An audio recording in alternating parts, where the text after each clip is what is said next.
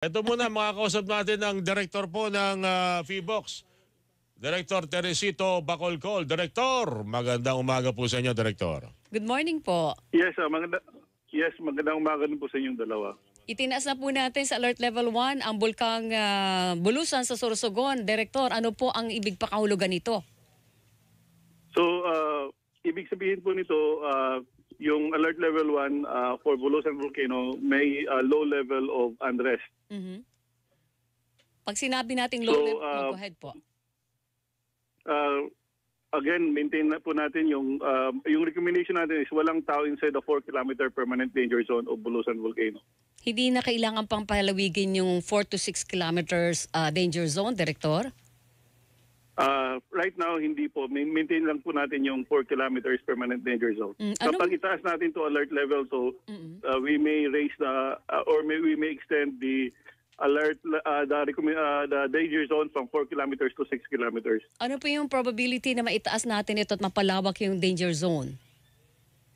Well, the possibility is always there, but kung kailan ito mangyari, or kung mangyari ba talaga to, hindi pa natin masasabi, but we will watch Bulusan Volcano closely, and kapag may mga pagbabago sa mga parameters niya, then we may raise it to an alert, from alert level 1 to alert level 2. Parang, go ahead. Kailan pa nagkaroon ng huling aktibidad ang Bulusan na, Director? Yung huling Last activity eruption dito was in June 2022. Nagkaroon po tayo ng phreatic eruption similar to what we've observed this morning. Ano pong aasahan natin sa bulkang Bulusan base po sa kasaysayan nito? Magiging aktibo ba ito sa madarating na araw, linggo, buwan? Kailangan ba nating magkaroon ng evacuation ng mga residente na posibleng maapektuhan, Director? Yes, titingnan natin within the next few days, but yung the nangyari na phreatic eruption kanyang umaga might be succeeded by the same event in the next few days. So that's the reason why we're saying na dapat walang tao inside the 4-kilometer permanent danger zone kasi pwedeng magkaroon ng phreatic eruption anytime. May mga naitala ho bang pagyanig sa kayong emission ng asupre, Director?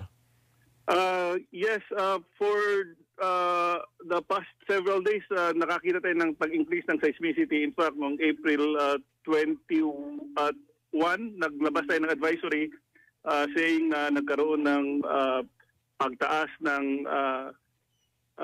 number of volcanic earthquakes na naitala sa Bulusan Volcano. And for the past 24 hours bago sumabog kanina, nakapagtala po tayo ng 53 volcanic earthquakes. Yun ang mga indications na nakita lang po ng PHIVOLCS na may magaganap na aktibidad itong Bulusan. Yes, that's right. Kaya po naglabas kaagad kami ng advisory noong April 21 saying na pwedeng magkaroon ng phreatic eruption anytime. Pero wala po kayong nakikitang possibility or indikasyon na magkakaroon ito ng eruption or major eruption, Director? Base sa previous eruption ng Bulusan Volcano, puro phreatic eruption lamang ang nangyayari. Alright. Director, yung mga gamit natin dyan, mga ginagamit sa paligid ng Bulusan, wala naman pong problema?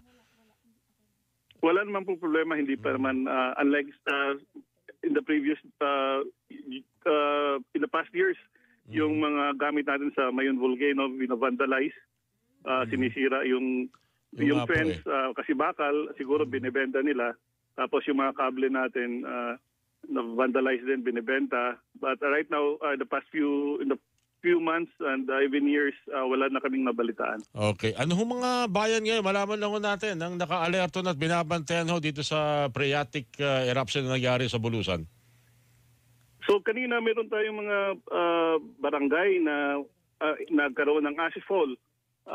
Yung sa may Irusin, particularly sa barangay Skogon and Bolos, and barangays Puting Sapa, Guruyan, Buraburan, and Tula-Tula Sur sa may Huban. Sila yung nag-report sa atin na nagkaroon po ng ashfall. Wala pa pong pangailangan, wala kayong rekomendasyon na magkaroon ng evacuation, Directora? Wala pa po sa ngayon? Wala pa naman.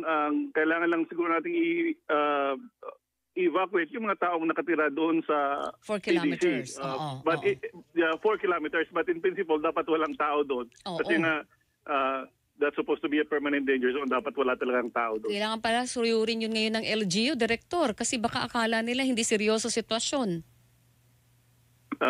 Tama po kayo. But yung LGU naman at saka yung local disaster officers are in constant communication with FIVO. Okay, bago namin kayo pawalan, Director, baka meron kayo may bibigay na update naman sa Canlaon sa mga oras na ito. Kumusta naman po yung monitoring po doon? Ang Canlaon Volcano for the past 24 hours ay tala po tayo ng several earthquakes.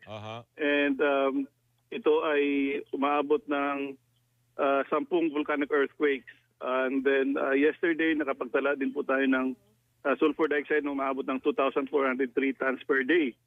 So right now, we still maintain the alert level 3 for Canlaon Volcano. So hindi pa rin ho ito humuhupa. Binabantayan pa rin po. Nanatiling alert level 3, Director?